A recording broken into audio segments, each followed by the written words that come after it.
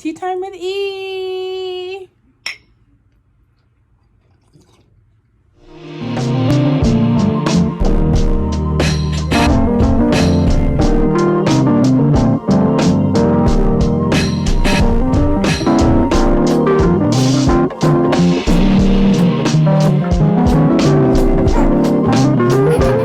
It hurts.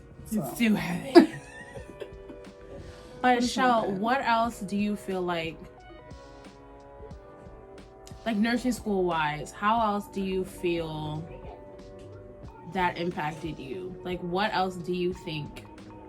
What do you think you could have done differently through nursing school? Yeah. Or what do you wish you would have done differently?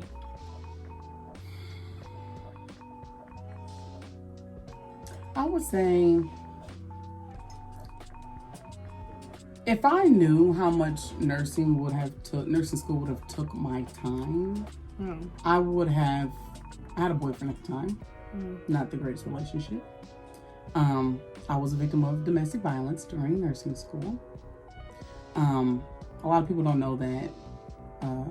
It's not something that you just go around and broadcast. Right. So it was very hard, very difficult for me. But if I would have knew ahead of time, I would have never gotten into a relationship with him. If I knew how much time nursing school would have took from me. Oof. Yeah. You know? Yeah. Like, granted, I was in a relationship before I started nursing school with him, but not much. It was like we got together and then nursing school started probably like a month later. And he knew I was going to nursing school, and then our relationship turned for the worse. But I would have never jumped into a relationship before nursing school. If I know I'm going to nursing school, I would have never done it. I would have never done it. I don't suggest having kids either, but don't plan on marriages. Like, you have to dedicate all your time. If I would have planned my time that better, I feel like it would have been okay. Right. And I didn't. Oh, I flicked something on her.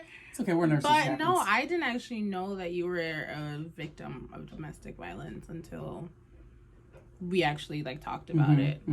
And so it's crazy because when I tell you, every time I saw Lachelle, she was just like, "What we gotta do for class? What listen, I'm about my notes. I just need to get this test in. I just need to focus on what I need to focus on." And I'm just telling you, the way her dedication, she pushed me. She was like, "E, we're gonna be nurses. So shape up or shape out." Yeah. And you ain't got no choice to shape out. So you gotta shape up. And I'm like, okay, I can do it, okay. Because I'd always have breakdowns. And she'd be like, listen, get it together. You need to be strong for each other. That's what I'm telling you. And then whenever she would have a breakdown, I'd be like, because y'all met Mercy, my mom. My mom would always say, every test day, she would always say, go with your gut. Yes. And so I would always tell that to Shout. I'm always like, go with your gut. And I don't know, I just feel like the armor comes through. I know it does. Always hold her teeth. That's how hard I'm going. But you know what I'm saying? And you're just like, yeah, I can do it. I can do it. Yeah. So I'm telling you, my advice to anybody who's in some type of program is, don't try to get into any relationships because and you never know somebody's story. There were some mean people when we went to school. Some people that you would just be like, are you kidding me? Why would you say that to somebody? Yeah. There were. No, you never know somebody's story. You never know. I never knew. She just found out. And so it's crazy because you never know, and we're all going through something. Everybody has a story. We're all in nursing school, and life doesn't stop just because you're in nursing school. No. It doesn't. It does not stop. And so you just have to keep, how bad do you want it? Because if some hiccups in the road stop you from accomplishing what you want and who you feel like you're supposed to be, then... If you want to get it. That dream ain't for you, You gotta get it. Yeah, that's it. You have no choice but to do it. But what would you give, what other advice, or what's something you would really tell somebody who is in starting nursing school besides what we just talked about? Like, what is what is some advice that you would give to them? Stay focused. It'll be over soon.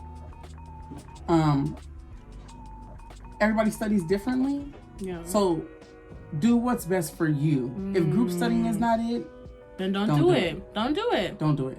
Don't fail a class because you were doing something that you knew you wasn't good at. For example, I used to be a part of a study group, but then I realized I can't study with them. It always will become some type of quote unquote party. And I can't do that. That's not the way I can study.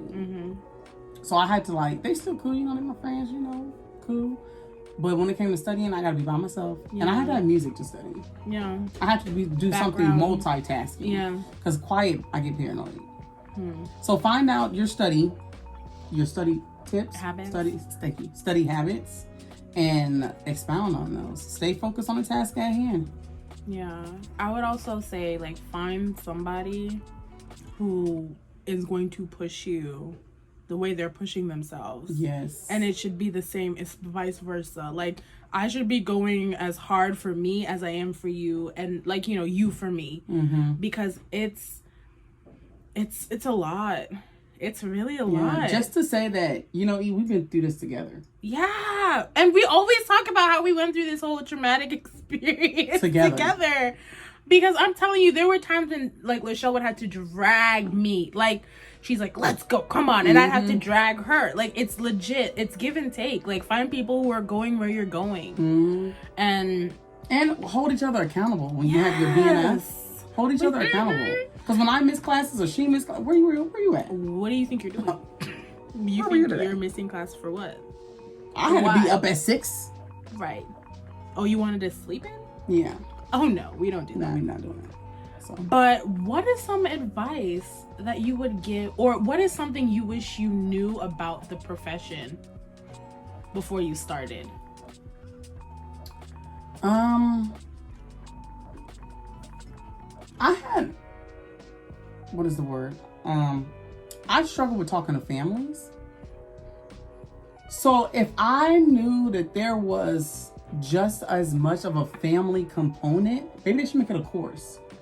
As much of a family component as it is to just take care of the patient would have helped a lot. Only because being a CNA, being an EMT, I only dealt with the patients. I was only used to dealing with the patients. Being in a hospital setting, you have to deal with the family just as much, if not more, than the patient. Right. And helping them understand, get your words together, your medical terminology together. But that's one thing. Yes. But then you really have to get them dumb it down. Yeah, you not dumb it down. That's not a nice term. But they say you should talk to people everyone is at a 5th grade learning level. Yeah. And you really have to do that, because I'm oh yeah, I palpated their stomach. What? What are you talking about? What is that? And I'm like, oh, okay. So I pressed on. I'm what I'm saying? I'm I don't know. And you get this a lot. Back me up, E. The doctor comes around. They talk to the patient, talk to the family. Everybody's like, As soon as the doctor leaves, I have no idea what did they say? Can you explain it to me? Yes. So go in your patient's room. When you see the doctor goes in there, go in there with them. Follow the doctor. Because then they're going to ask you, what's happening? Okay, let's break this down. Because obviously they did it. So.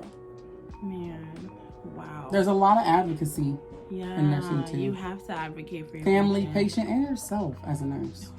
It's especially with this whole COVID business. I will say that nurses especially have to advocate for themselves, because we're running out of PPE.